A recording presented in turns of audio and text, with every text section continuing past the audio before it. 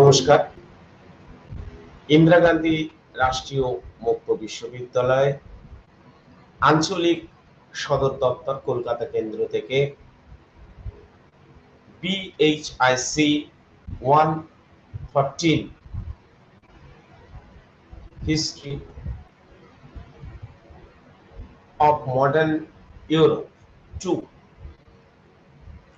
1780 to 1939 এই আলোচনায় সমস্ত লাইভ প্রোগ্রামে অংশগ্রহণকারী পাঠক সমাজকে কলকাতা কেন্দ্র পক্ষ থেকে আমি অঞ্জন কুমার বসু স্বাগত জানাই। ইউনিট নাম্বার 1 লিবারেল ডেমোক্রেসি এবং unit number 2 early socialist thought and Marxian socialism. এই আলোচনায় আমি প্রথমেই পাঠকের উদ্দেশ্যগত দিক এর উপর আলোকপাত করব। পর্যায়ক্রমে ভার্সাই সন্ধি এবং পরবর্তী সময়কাল পর্বে লিবারেল ডেমোক্রেসি বা উদারনৈতিক গণতন্ত্র কিভাবে ইউরোপের রাষ্ট্র ব্যবস্থার পুনর্বিন্যাস বা ইউরোপীয় নিরাপত্তার প্রশ্নকে প্রভাবিত করে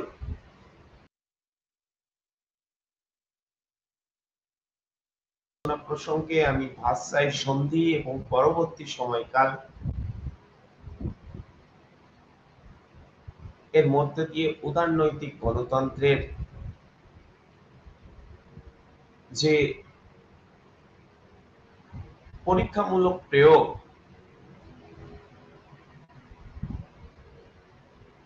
ইউরোপের কিছু অংশে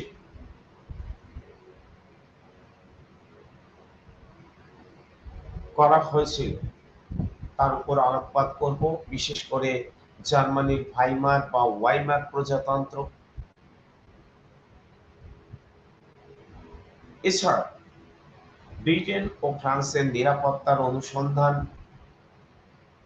1929-30 অর্থনৈতিক মহামন্দা, এর পাশাপাশি সমাজতান্ত্রিক চিন্তা চেতনার বিকাশ, প্রাক মার্ক্সীয় পর্ব এবং মার্ক্সীয় পর্ব আমার আজকের আলোচনার বিষয় হিসেবে গণ্য হবে। ইন্দিরা গান্ধী রাষ্ট্রীয় মুক্ত বিশ্ববিদ্যালয় এই দুই পাঠ এককের মধ্যে দিয়ে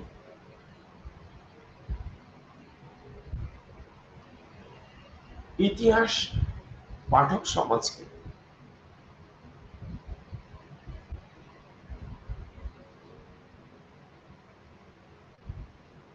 ইতিহাসের উদ্দেশ্যগত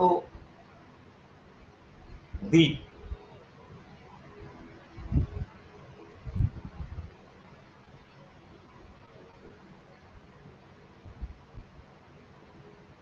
এই দুই পাঠ এককের মধ্য দিয়ে তুলে ধরার চেষ্টা করেছেন। সেগুলি হল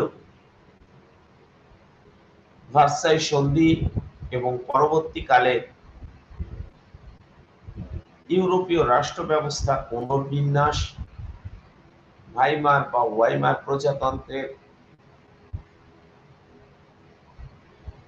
পরীক্ষামূলক প্রয়োগ এবং তার ব্যর্থতা, এবং জার্মানির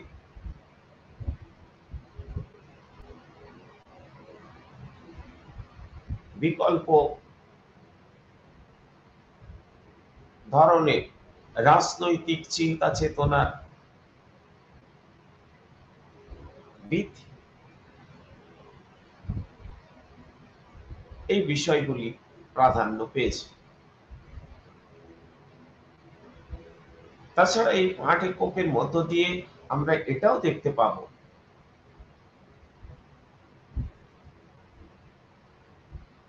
যে ব্রিটেন ও ফ্রান্স, বিশেষ করে ফ্রান্স, প্রথম বিশ্বযুদ্ধে জয়ী হওয়া সত্ত্বেও কেন তার নিরাপত্তার অভাব বোধ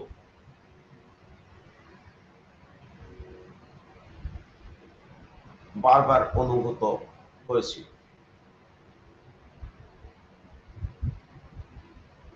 কোন অজানা কারণ 1929-30 পর্বে অর্থনৈতিক মহামন্দার পরিবেশ তৈরি করেছিল, যা প্রথমে আমেরিকা এবং পরবর্তী পর্বে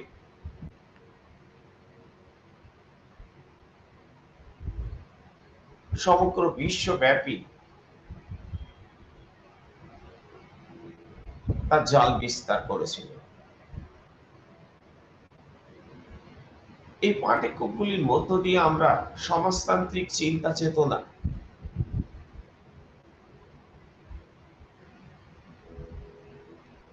বিকাশ, ইউরোপীয় রাজনৈতিক মানসিক চিন্তা চেতনায়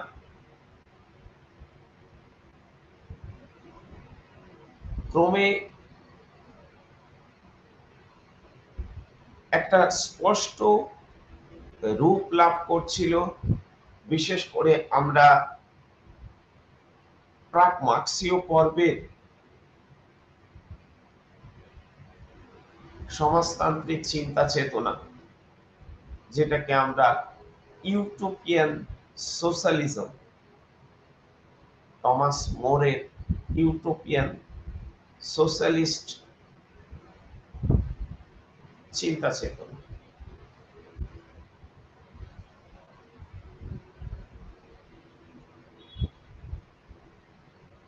যা বাংলায় কল্পনা বিলাসী সমাজতান্ত্রিক মনোভাব,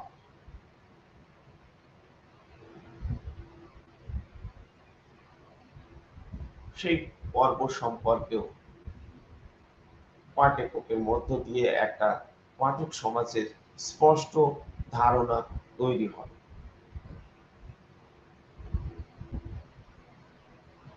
এর পাশাপাশি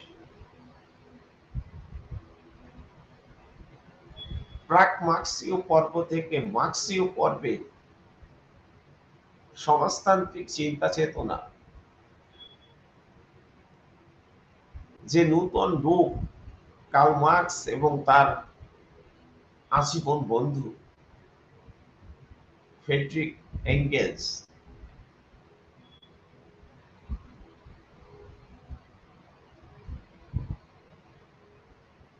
তুলে ধরার চেষ্টা করেছেন,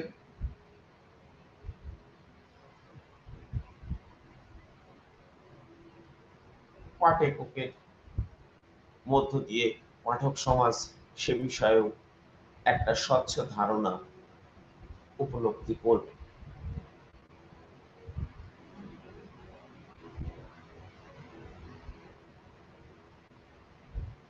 ইন্দিরা গান্ধী রাষ্ট্রীয় মুক্ত বিশ্ববিদ্যালয়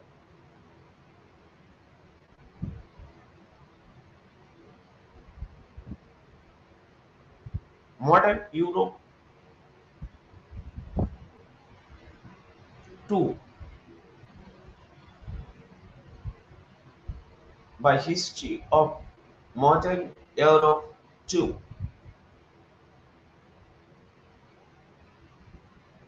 এই বিষয়ের আলোচনা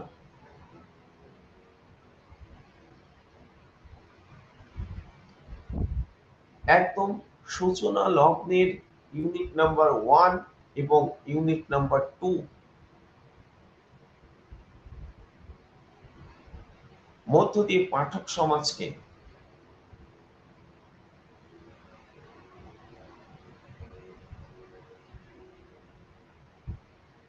ডেমোক্রেসি বা গণতন্ত্র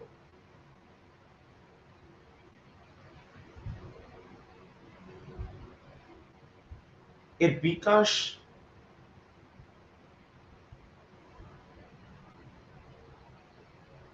বা ধারণার বিস্তার সম্পর্কে যেমন পাঠক সমাজকে পূর্ণ সজাগ করে, তেমনি পাশাপাশি সমাজতান্ত্রিক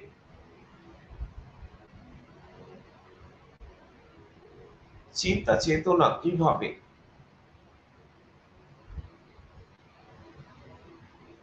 ইউরোপের হাত ধরে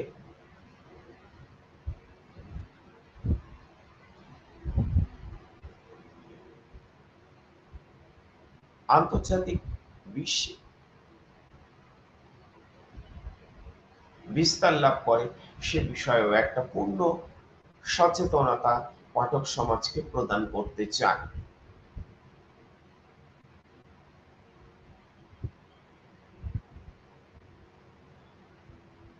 প্রকৃতপক্ষে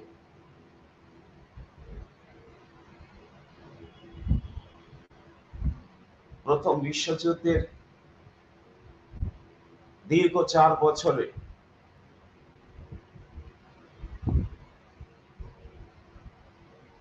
লড়াইয়ের সমাপ্তি হয়েছিল 1918 সালে এবং 1919-এ ফ্রান্সের ভার্সাই নগরী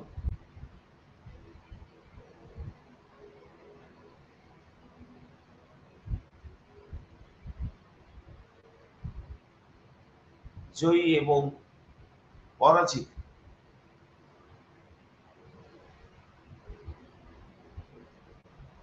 উভয় শক্তি সম্মিলিত হয়েছিল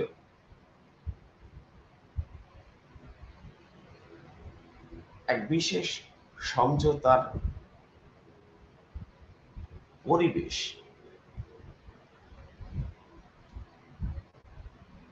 রচনাকে সামনে রেখে।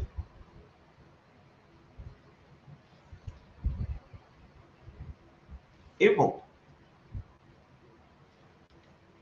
মার্কিন প্রেসিডেন্ট উড্রো উইলসন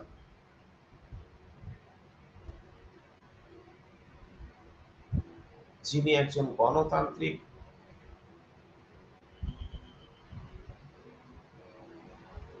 আদর্শবাদের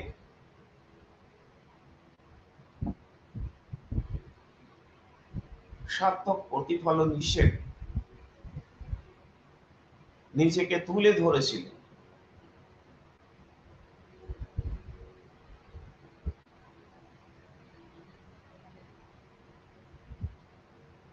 তার আদর্শবাদকে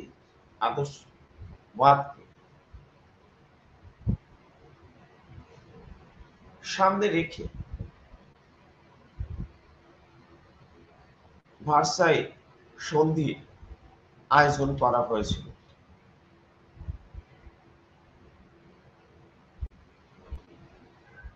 পৃথিবীর ছোট বড় 32টা দেশের প্রতিনিধি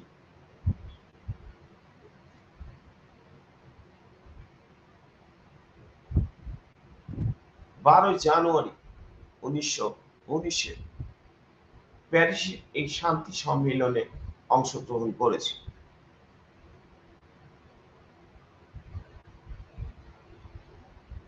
মার্কিন যুক্তরাষ্ট্র, Britain, France, Italy, Japan, Germany,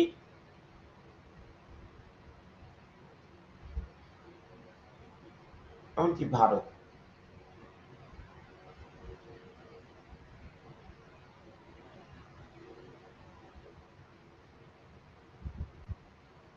তবে এই সন্ধি ব্যবস্থা মধ্য দিয়ে যুদ্ধ অপরাধী হিসেবে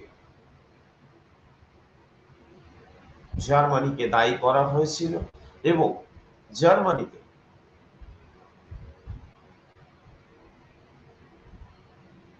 গণতান্ত্রিক চিন্তা চেতনা যাতে সার্থক বিকাশ ঘটানো যায়, যা জার্মানির পুনর্গঠনের জন্য প্রয়োজন,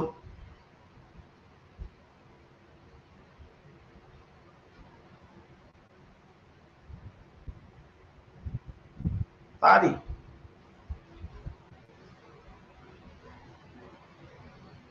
সার্থক প্রতিফলন ঘটানো হয়েছিল।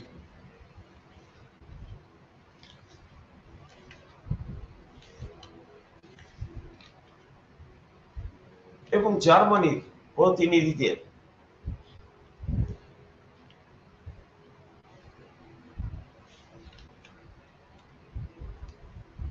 কার্যত বাধ্য করা হয়েছিল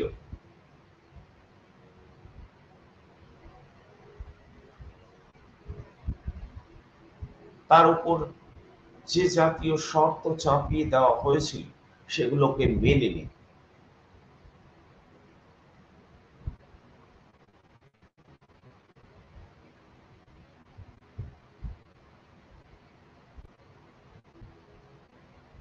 ভার্সাই সন্ধি ব্যবস্থার মধ্য দিয়ে আদতে গণতান্ত্রিক চিন্তা চেতনার বিকাশের যে লক্ষ্যমাত্রা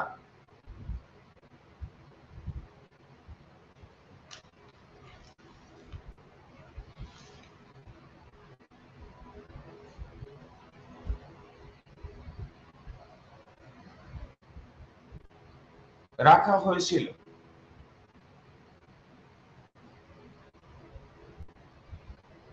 তা কিন্তু সন্ধি ব্যবস্থার মধ্যে সেই জাতীয় গণতান্ত্রিক পরিবেশ ছিল না। পাঠক সমাজ অবগত থাকবে। ফলে কোথায় যেন প্রথম বিশ্বযুদ্ধের সমাপ্তির পর যে ভার্সাই সন্ধি আয়োজন করা হলো তার মধ্যে দিয়ে কিন্তু জার্মানিতে যে গণতান্ত্রিক চিন্তা চেতনার বিকাশ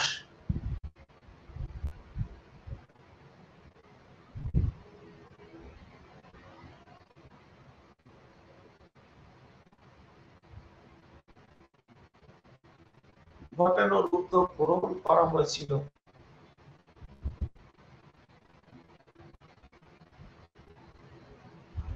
তার বাস্তব অপমৃত্যু রচিত হয়ে যায়।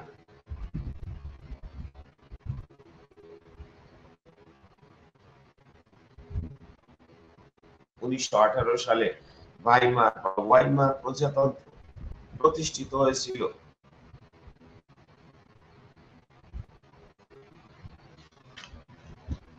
এবং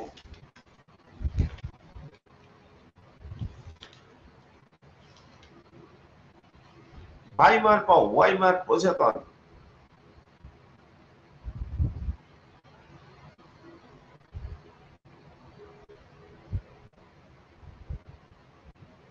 সম্পর্কে জার্মানির জনগণ মোটেই প্রথম থেকে সন্তুষ্ট ছিল না।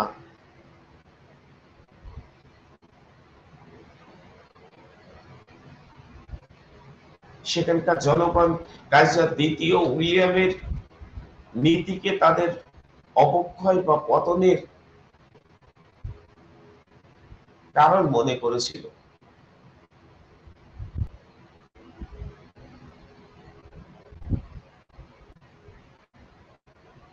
এবং সেই কারণে সেটাও কাইজার দ্বিতীয় উইলিয়াম উপলব্ধি করেছিল, তাই তিনি হল্যান্ডে পালিয়ে গিয়েছিলেন।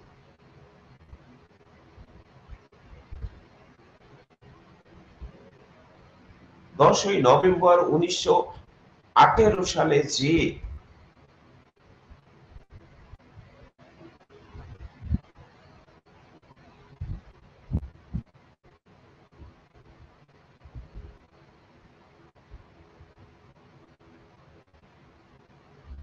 কাইজার দ্বিতীয় উইলিয়াম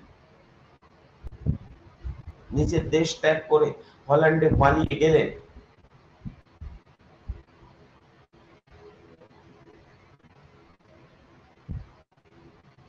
তিনি উপলব্ধি করেছিলেন দেশ ও জাতি তাদের এই পরাজয়ের জন্য তাকে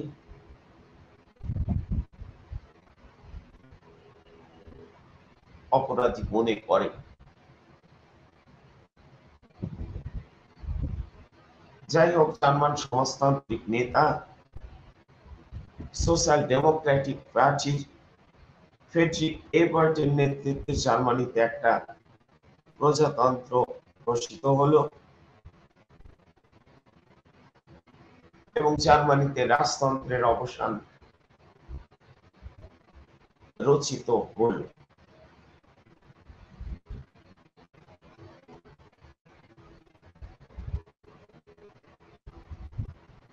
জার্মান সাম্রাজ্যের বদলে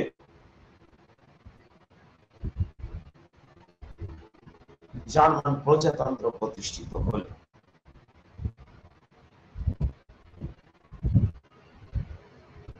এই ঘটনাকে অনেকে 1918 সালে বিপ্লব বলেও চিহ্নিত করে থাকে।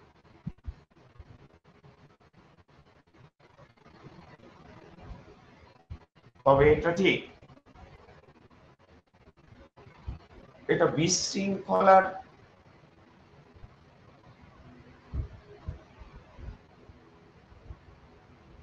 ফলশ্রুতি হিসেবে ঘটা এক বিপ্লব।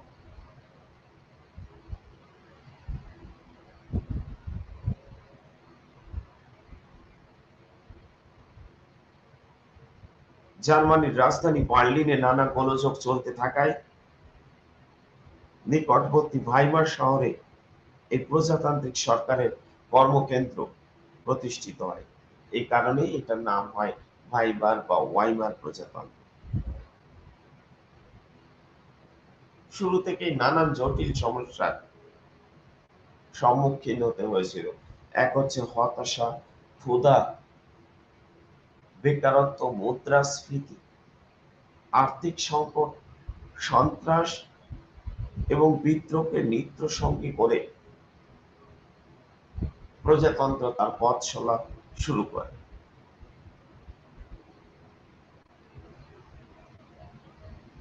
অধ্যাপক রয়ডার এটাকে বলছেন দ্য ড্যান্স অফ ভলকানো, আগ্নেয়গিরির উপর নৃত্যশৈলী। যাই হোক,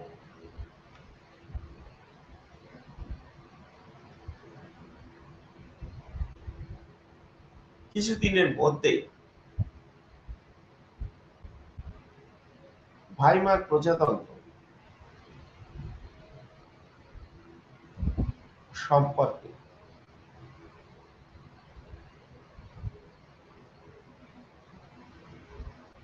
মানুষের সমস্ত আশা আকাঙ্ক্ষা,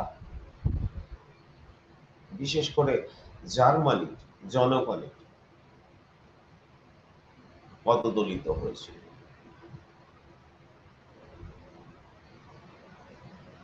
তার কারণ জার্মানির জনগণ ইতিপূর্বে কখনো গণতান্ত্রিক পরিবেশে শাসিত হয়নি।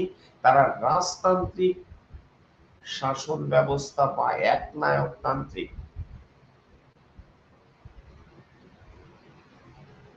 শাসনের মধ্য দিয়েই শাসিত হয়ে এসেছে। তাই কোথায় যেন তাদের এই জাতীয় চাপিয়ে দেওয়া গণতান্ত্রিক রীতিনীতি তাদের বেমানান মনে হয়েছে, তাদের ঐতিহ্যের সাথে, বাস্তবিক পরিস্থিতির সাথে সর্বক্ষেত্রে।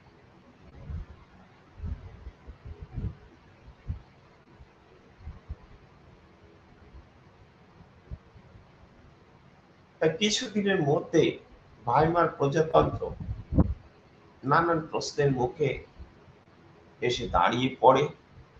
তবে এই সময় একজন দক্ষ রাষ্ট্রনায়ক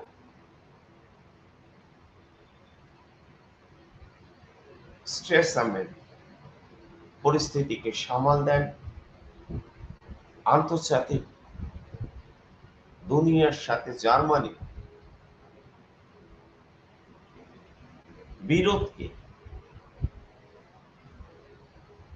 অন্তত কিছুদিনের জন্য প্রশমিত করে রাখতে অনেক বেশি সফল হন।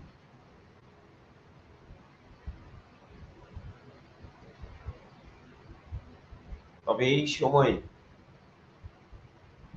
1924-25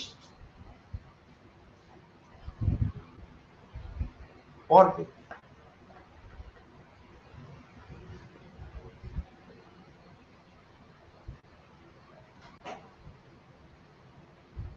24-25 পর্বে হিটলার যখন কারাগারে বন্দী,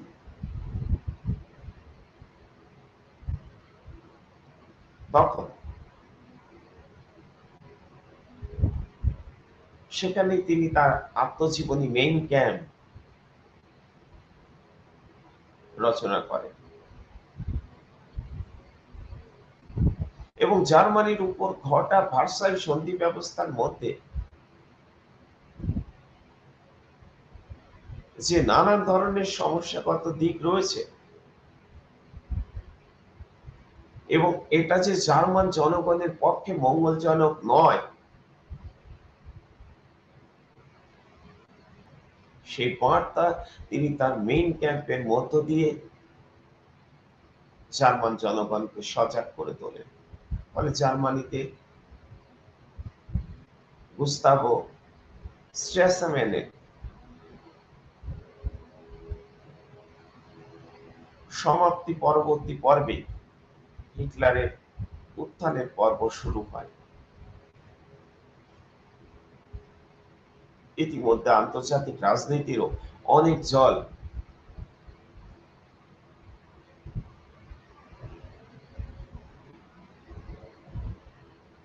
বয়ে গেছে।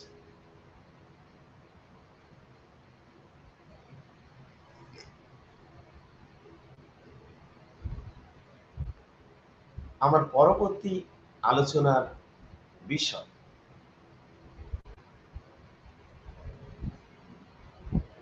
1920-এর দশকে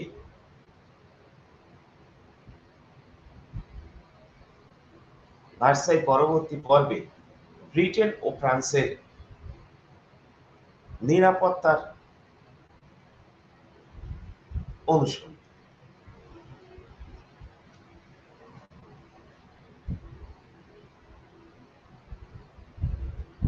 এই আলোচনায় আমি খুবই সংক্ষিপ্ত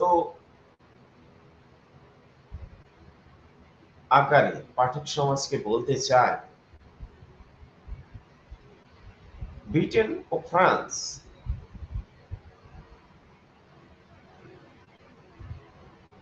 প্রথম বিশ্বযুদ্ধে জয়ী হওয়া সত্ত্বেও এবং ভার্সাই সন্ধি ব্যবস্থার মধ্য দিয়ে প্রথম বিশ্বযুদ্ধের যে পরিমাণ ক্ষয়ক্ষতি তাদের হয়েছিল তা জার্মানির কাছ থেকে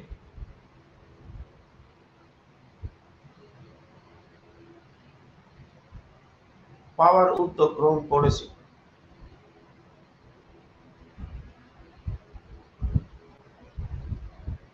কিন্তু একটা বিষয় যেটা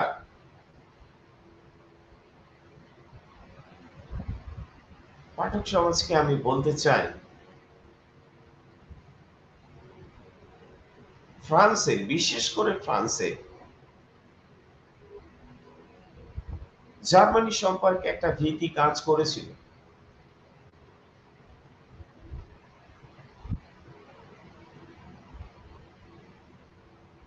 তার কারণ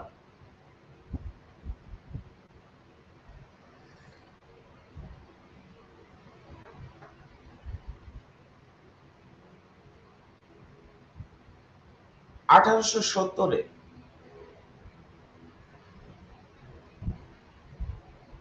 সেডানের যুদ্ধের মধ্য দিয়ে বিসমার্কের কাছে জার্মানির হাতে ফ্রান্সের পরাজয় সম্পূর্ণ হয়েছিল। সেখানে ফ্রান্সে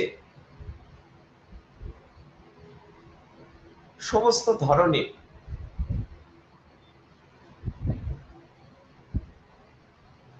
শ্রেষ্ঠত্বের ধারণা ভুলণ্ঠিত হয়েছিল। ভুলুণ্ঠিত হওয়ার এই বেদনা ফ্রান্স বারংবার উপলব্ধি করেছিল এবং তার কোথায় যেন মনেও হয়েছিল যে প্রথম দিকে বিশ্বযুদ্ধের সূচনা সামান্য কিছুদিনের মধ্যেই ফ্রান্সের পরাজয় নিশ্চিত ছিল যদি না ব্রিটেন উপযুক্ত সময়ে এসে ফ্রান্সের পাশে নিরাপত্তার হাত না বাড়িয়ে দিত। তাই ভবিষ্যতে জার্মানির কাছ থেকে আসা আক্রমণ যে অসম্ভব এমনটা অন্তত ফ্রান্স অনুভব করেনি।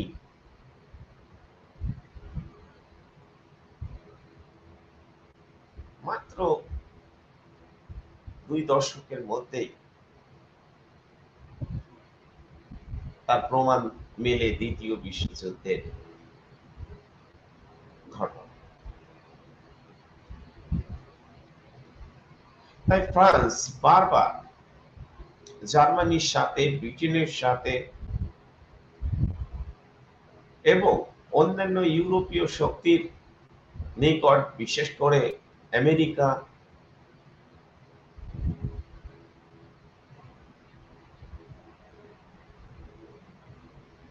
কাছ থেকে তার নিরাপত্তার অনুসন্ধান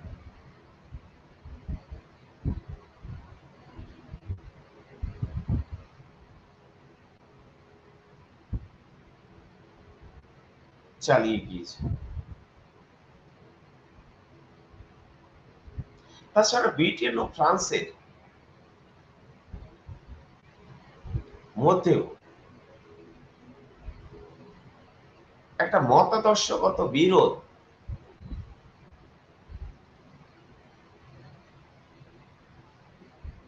নেপোলিয়ন বোনাপার্টের মহাদেশীয় অবরোধ ব্যবস্থার মধ্য দিয়ে শুরু হয়েছিল। সময়ের ক্ষণে কখনো কখনো ব্রিটেন ও ফ্রান্স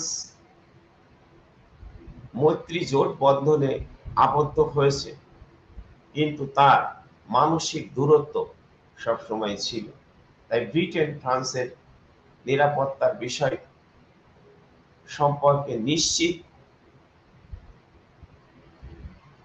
প্রতিশ্রুতি প্রদান করেনি, যে কারণে ফ্রান্সের ও ব্রিটেন সম্পর্কে একটা সন্দেহের বাতাবরণ বারংবার কাজ করেছে। তবে মোটের উপর পাঠক সমাজ এটা মনে রাখবেন, আদর্শগত কারণ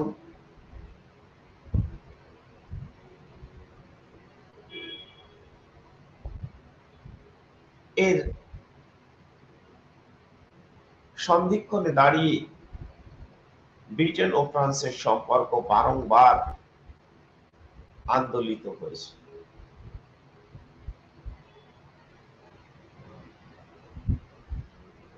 ফলে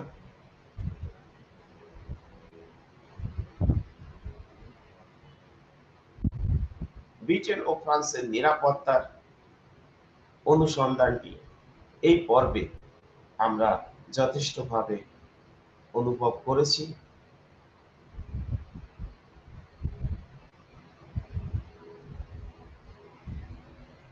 আমার পরবর্তী আলোচনার বিষয় অর্থনৈতিক মনোবল।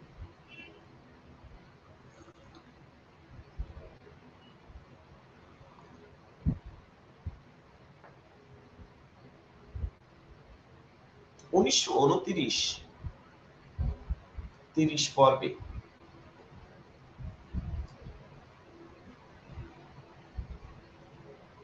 অর্থনৈতিক মহামন্দা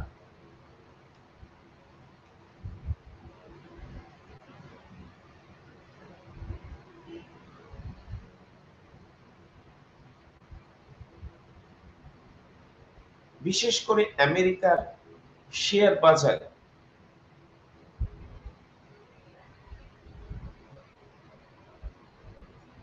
কিছু সংবাদ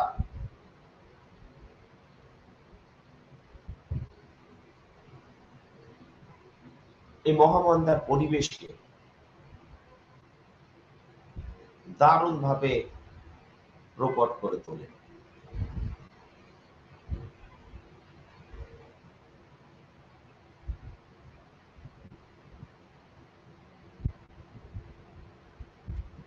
অর্থনৈতিক মহামন্দা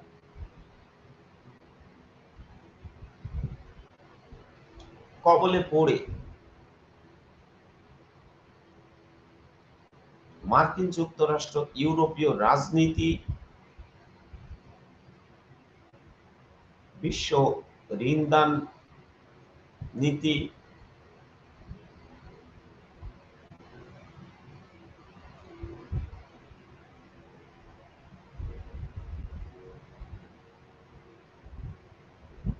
এই বিষয়গুলি সম্পর্কে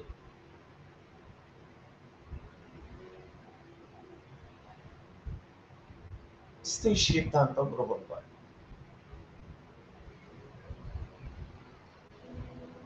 এবং মার্কিন যুক্তরাষ্ট্র এই পর্বে এসে ঘোষণা করে আমেরিকা কেবলমাত্র আমেরিকানদের জন্য। আপনারা পাঠে স্টাডি চর্চার মধ্য দিয়ে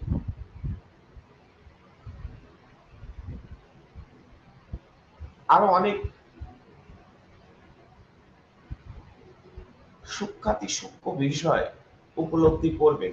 সময়ের স্বল্পতা আমাকে অনেক বিষয়ে অতি সংক্ষিপ্ত আকারে পাঠক সমাজের কাছে তুলে ধরতে বাধ্য করে।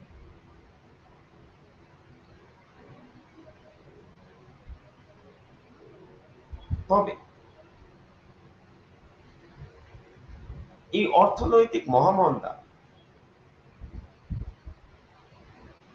আমেরিকার অর্থনীতিকে ক্ষতিগ্রস্ত করেছিল তা নয়, খুব দ্রুততার সাথে সমগ্র ইউরোপ বা বিশ্ব অর্থনীতিকে কবলিত করেছিল।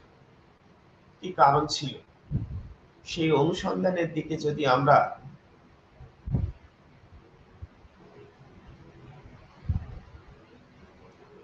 একটু দৃষ্টি নিবন্ধ করি তাহলে দেখতে পাবো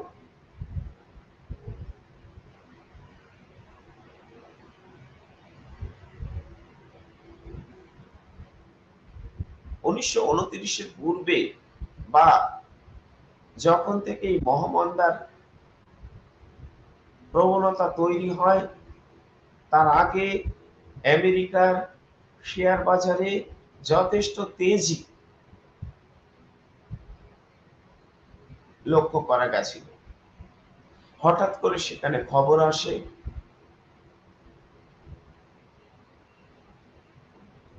বাজারের এই তেজি ভাব যে কোনো সময় পড়ে যেতে পারে।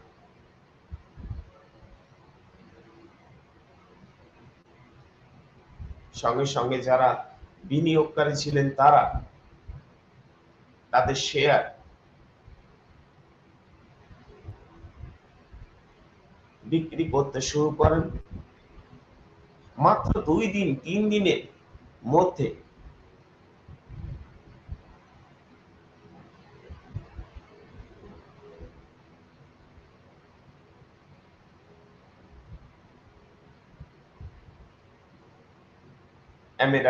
আমেরিকার অর্থনীতি ভেঙে পড়ে।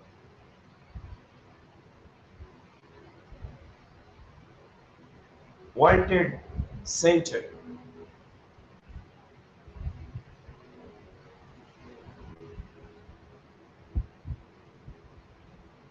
এই হঠাৎ পতন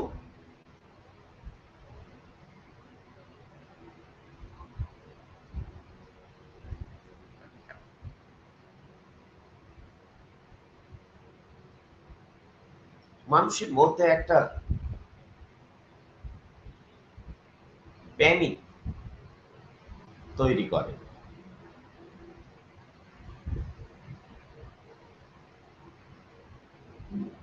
ব্রিটেনের শিল্প কারখানার উৎপাদিত সামগ্রী কেনা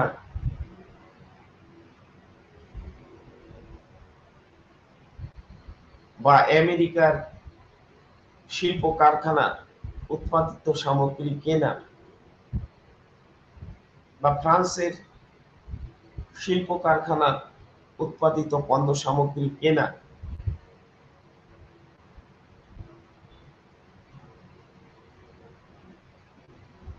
মানুষের অভাব লক্ষ্য করা যায়।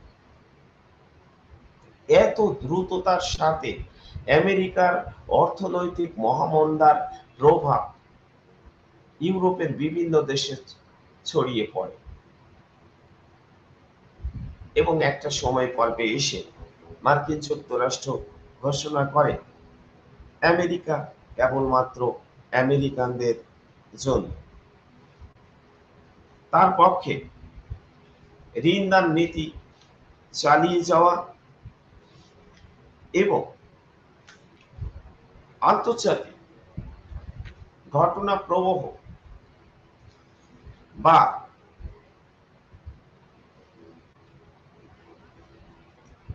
সেই বিষয়ে এই মুহূর্তে দৃষ্টি নিবন্ধ করা তার পক্ষে সম্ভব নয়।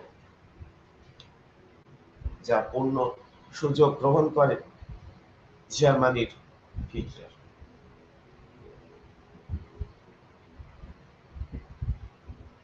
তিনি ক্ষমতায় এসে ঘোষণা করেন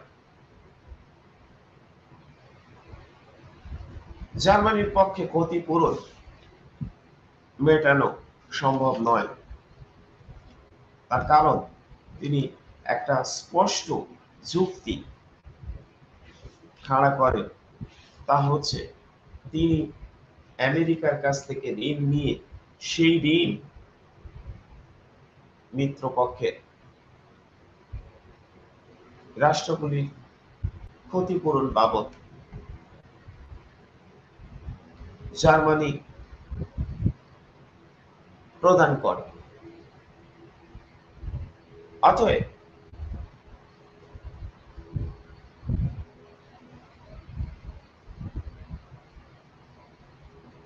জার্মানি ঋণ পাবে না, জার্মানি ঋণ পরিশোধ করবে।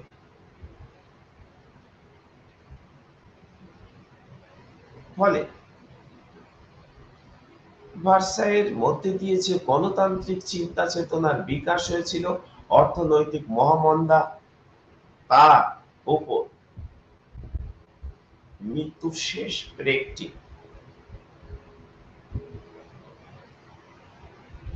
হতে দেয়।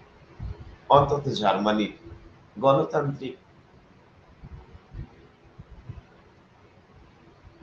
চিন্তা চেতনার বিকাশের অঙ্গ।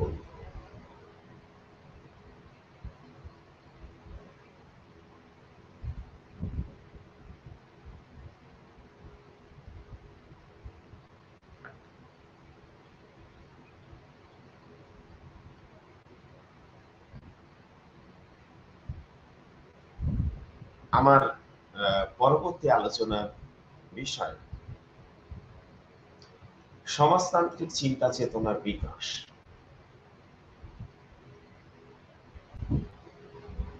এ প্রসঙ্গে আমি বলতে চাই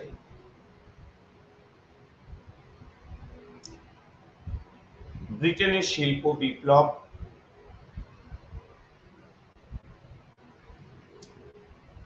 এবং কারখানা ভিত্তিক শিল্পের দ্রুত প্রসারণ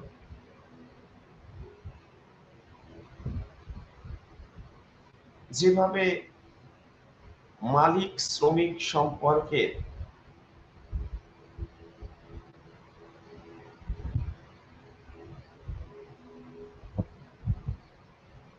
এক পরিবেশ রচনা করে,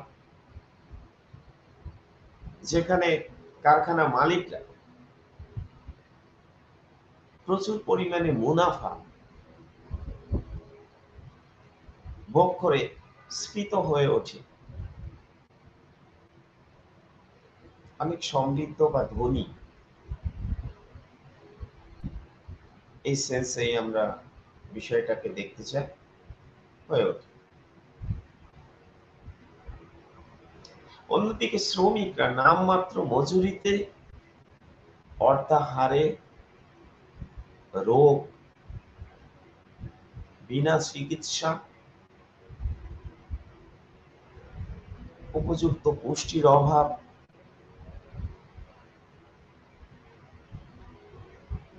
উপযুক্ত শিক্ষার থেকে বঞ্চিত হয়ে বস্তি জীবনে মধ্যে ক্রমে আচ্ছন্ন হয়ে পড়ে।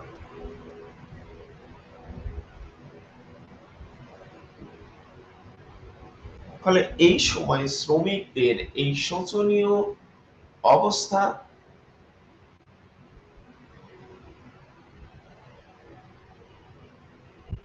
অনুভব করে এক শ্রেণীর মানুষ এবং সমাজের প্রাকৃতিক সম্পদে তারা হচ্ছে সমানভাবে অংশীদার।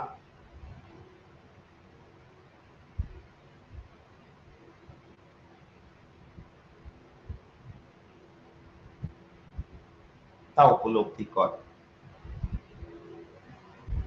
এবং শ্রমিকদের স্বার্থের বিষয়টিকে সামনে তুলে ধরার চেষ্টা করে। তবে আধুনিক সমাজতান্ত্রিক মতবাদের উদ্ভব এর আগেও কিন্তু প্রাচীন ও মধ্যযুগে এক ধরনের অস্পষ্ট সমাজতান্ত্রিক চিন্তা চেতনার কথা জানা যায়। যেমন বাইবেলে এরকম একটা সমাজতান্ত্রিক কথা পাওয়া যায়। আবার 16 শতকে অ্যানাব্যাপটিস্ট আন্দোলনের মধ্যেও এই ধরনের সমাজতান্ত্রিক চিন্তা চেতনা প্রকাশ দেখা যায়। 17 শতকে টমাস মোর তার ইউটোপিয়া গ্রন্থে কাল্পনিক সমাজতান্ত্রিক রাষ্ট্র ব্যবস্থা কল্পনা ব্যক্ত করে। কাম্পানেল্লা, যা মেসলিয়ে, উইনস্ট্যানলি, জন বেলাস, মাবলি ও মোরলির রচনার মধ্যে সমাজতান্ত্রিক চিন্তা চেতনার ইঙ্গিত মেলে।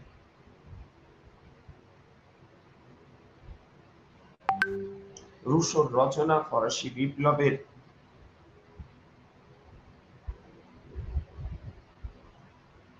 আদর্শ, জ্যাকোবিন মতবাদ,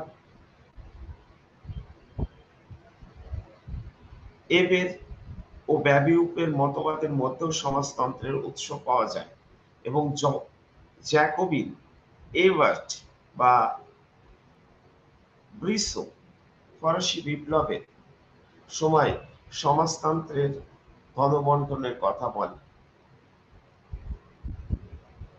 তাই ব্যাবিউপকে সাধারণত আধুনিক সমাজতান্ত্রিক আন্দোলনের প্রারম্ভিক বিন্দু বলে গণ্য করা হয়। যাই হোক 1825 খ্রিস্টাব্দের পর থেকে সোশ্যালিস্ট এবং সোশ্যালিজম শব্দ দুটি গ্রেট ব্রিটেন ও ফ্রান্সে ব্যবহৃত হতে থাকে। গ্রেট ব্রিটেনে রবার্ট আওয়েনের অনুগামীরা এটাকে ব্যবহার করেন, আবার ফ্রান্সের ক্ষেত্রে সেন্ট সাইমন এর অনুগামীরা এর ব্যবহার করেন। 1840 খ্রিস্টাব্দের মধ্যে ইউরোপে সোশ্যালিজম কথাটা যথেষ্ট জনপ্রিয়তা অর্জন করে। সমাজতন্ত্রবাদের আমরা দুটি পর্যায় লক্ষ্য করি। একটাকে আমরা বলছি আদিম সমাজতন্ত্রবাদ বা ইউটোপীয় সমাজবাদ, ইউটোপিয়ান সোশ্যালিজম। আরেকটাকে আমরা কার্ল মার্ক্সের এবং ফ্রেডরিক এঙ্গেলসের চিন্তা চেতনার মধ্য দিয়ে যে সমাজতান্ত্রিক চিন্তা চেতনার বহিঃপ্রকাশ লক্ষ্য করি সেটাকে আমরা বৈজ্ঞানিক সমাজতন্ত্র বা সায়েন্টিফিক সোশ্যালিজম বলে আখ্যায়িত করি। আমরা প্রথমেই প্রাক মার্ক্সীয় পর্ব উপরে একটু আলোকপাত করব। এই পর্বে যে মার্ক্সীয় সমাজবাদ, আমরা সমাজতন্ত্রবাদ, মার্ক্সীয় প্রাক মার্ক্সীয় পর্ব মানে হচ্ছে যে আমরা যেটাকে ইউটোপিয়ান সোশ্যালিস্ট ফেজ বলছি, এই পর্বে আদিম সমবায় কেন্দ্রিক সমতার উপর জোর দেওয়া হয়েছে। অর্থাৎ এখানে সবাই উৎপাদন কাজের সাথে তার সামর্থ্য অনুযায়ী অংশগ্রহণ করবে এবং সেই মতো প্রতি নাগরিকের জীবিকার অধিকার নিশ্চিত হবে, সমাজে সমস্ত সম্পদকে সবার মধ্যে সমান ভাগে ভাগ করা হবে। এখানে শ্রেণীহীন সমাজের কথা বলা হয়েছে। এই ইউটোপীয় সমাজবাদের বিকাশের ক্ষেত্রে ফ্রান্সের ক্ষেত্রে সেন্ট সাইমন, চার্লস ফুরিয়ের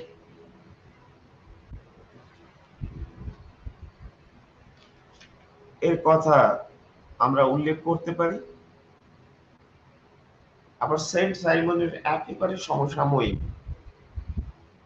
ইংরেজ সমাজতন্ত্রবাদী ছিলেন রবার্ট আওয়েন,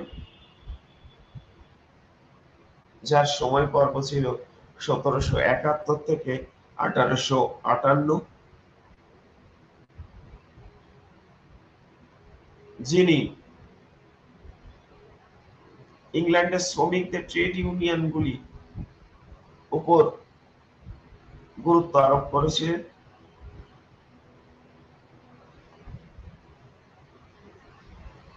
আওয়েনের মতবাদ শ্রমিকরা বিশেষভাবে আকৃষ্ট হয়েছিল। রবার্ট আওয়েন তার এই নিউ ভিউ অফ সোসাইটি, যেখানে সহযোগিতা হলো অর্থনৈতিক এবং সামাজিক জীবনের মূল মন্ত্র, তার উপরে জোর দিয়েছিল। মোট কথা রবার্ট আওয়েন এটা দেখানোর চেষ্টা করেন মালিকদের স্বার্থের ক্ষতি না করে শ্রমিকের উন্নতি করা সম্ভব। শ্রমিকের উন্নতি ঘটলে কাজের উন্নতি হবে, এতে করে মালিকও শেষ পর্যন্ত লাভবান হবে। তিনি শ্রমিকদের স্বশাসিত সমবায় গঠনের উপরে জোর দিয়েছিলেন।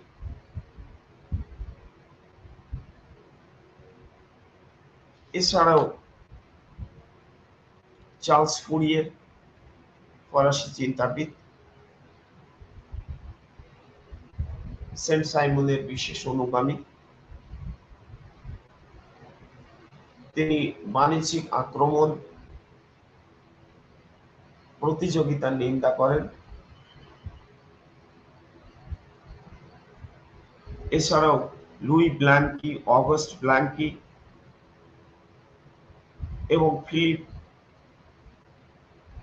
বুওনারোটি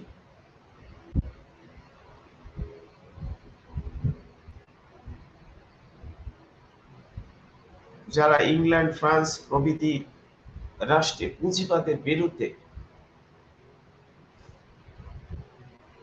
স্পষ্ট শ্রমিক বা সাধারণ মানুষের স্বার্থের বিষয়টিকে প্রাধান্য দিয়েছিল। আর মার্ক্সীয় সমাজতন্ত্র প্রসঙ্গে আমি বলতে চাই, কার্ল মার্কস ও ফ্রেডরিক এঙ্গেলস 19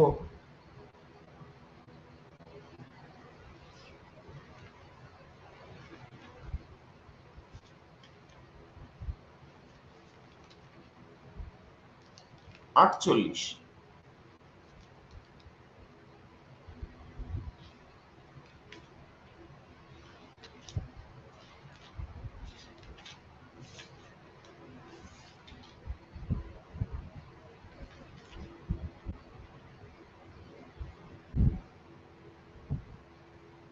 মাফ করবেন, 1848 সালে তার বিখ্যাত কমিউনিস্ট ম্যানিফেস্টো রচনার মধ্য দিয়ে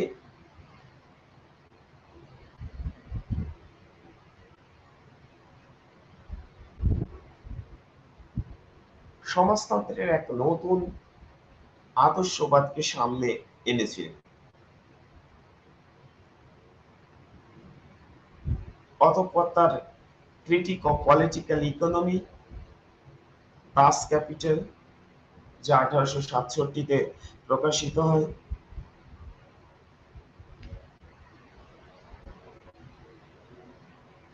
এবং এর মধ্যে দি কমিউনিস্ট ম্যানিফেস্টো সমাজতন্ত্রবাদী দর্শনের বাইবেল বলে গণ্য করা, যেখানে কার্ল মার্কস শ্রমিক রাজত্ব প্রতিষ্ঠার একটা স্পষ্ট চিত্র অঙ্কন করেছিলেন। মার্কসের মধ্যে যে কোনো সমাজ ব্যবস্থায়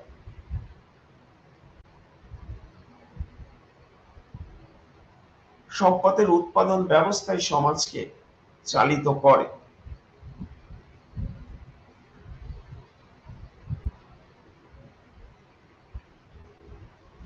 বৈজ্ঞানিক সমাজতন্ত্র প্রকাশের ক্ষেত্রে কার্ল মার্কস এবং তার আজীবন বন্ধু ফ্রেডরিক এঙ্গেলস যে অবদান রেখে গেছেন এবং সমাজতান্ত্রিক রাষ্ট্র ব্যবস্থার একটা মডেল ঐতিহাসিক বস্তুবাদের মধ্য দিয়ে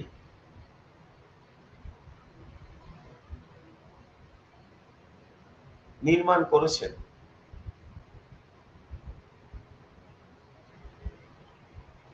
তা প্রশংসনীয়। সময়ের স্বল্পতা আমাকে ভীষণভাবে পার্ট একক 2 এর একটা সমাপ্তির দৌড়ে পৌঁছে দেয়।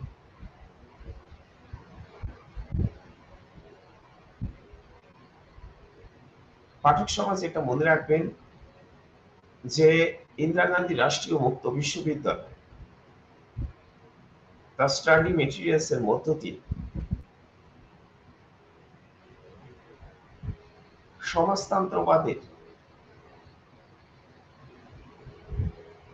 চিন্তা চেতনার বিকাশ, প্রাক মার্ক্সীয় পর্ব, মার্ক্সীয় পর্ব, তার একটা পূর্ণাঙ্গ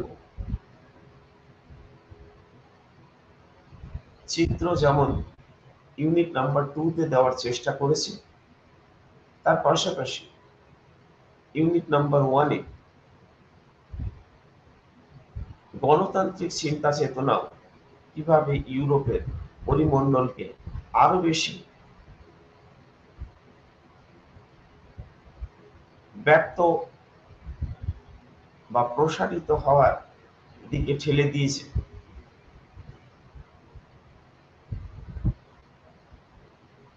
তা নির্দেশ করেছে।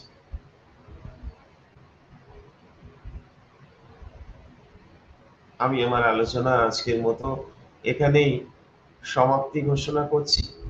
ধন্যবাদ।